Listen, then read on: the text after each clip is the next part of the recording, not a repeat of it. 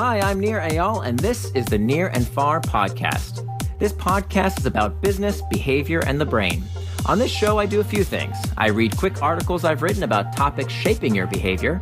I interview authors of books I enjoy, and from time to time, I devote episodes to answering your questions. If you want to ask me a question, visit the podcast page on iTunes, go to ratings and reviews, and ask me a question by leaving a review. I promise to read it and possibly include your question in a future episode, so please, ask me anything.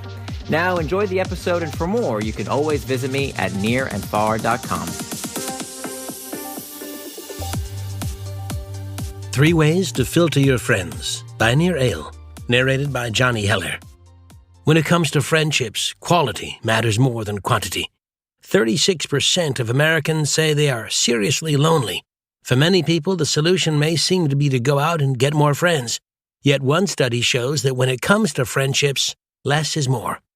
Loneliness has less to do with the number of friends you have and more to do with how you feel about your friends. Study author Wendy Brun de Bruin, Ph.D. at the University of Southern California, said, "If you feel lonely, it may be more helpful to make a positive connection with a friend than to try and seek out new people to meet. Rather than spreading yourself thin with many surface-level relationships, you'll likely benefit more by dedicating time to a select few high-quality relationships." But how do you decide which friendships to invest in and which to let go of? No one likes to lose friends, after all. The answer is to filter your friendships based on your values. Here are 3 intelligent ways to guide your friendship choices. First, define what being a good friend means. What are values anyway?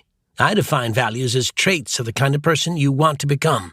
Nobody acts in accordance with their values all the time. We're human, after all, and we're bound to do things we later regret. But it's vital to know what attributes you strive to embody. When it comes to our friendships, the tricky part is that some people define the same values differently. For instance, many people value being a good friend, but what defines that attribute may look different depending on who you ask. For example, one person might say being a good friend means being available, which means responding right away to every text message. Someone else may believe that a good friend is someone who is fully present and would not look at their phone in the middle of enjoying a meal together. Which of those 2 people do you find yourself reflected in? Would you be annoyed if a friend checked their phone while spending time with you? Or would you be the person checking their phone out of fear that someone needs you? Other values we might seek in our friends and in ourselves include kindness, generosity, and being a good listener. Spend a few minutes figuring out what being a good friend means to you so you can both fulfill that role and find it in other people. Next, seek friends with mutual values. Sometimes our values change. While our friends don't always need to have the same values as we hold, it's important that our friends make us better rather than hold us back. Recently, I spoke with a recovered alcoholic who said he lost decades-old friendships when he decided to stop drinking.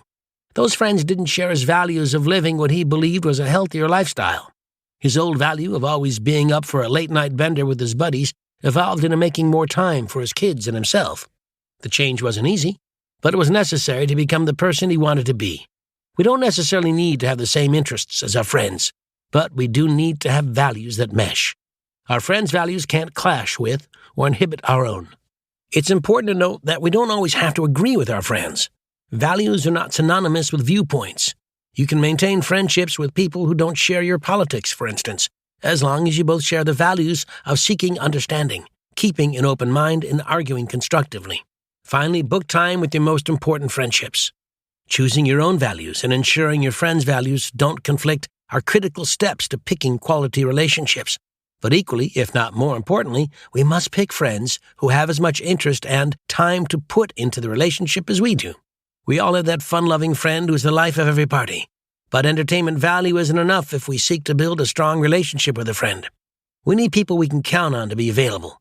When it comes to relationships, as with many things in life, consistency is more powerful than intensity. I put this idea into practice with my 3 closest friends. For a while, we tried and failed to stay in touch while balancing our busy lives. We started drifting apart. A few years ago, while I was researching relationships for a chapter in my book, Indistractable, I asked each of them how they felt about scheduling a regular time to talk every month. Of course, we can always be spontaneous and connect any time, but we needed a regular, recurring time on our schedules when we knew we would talk.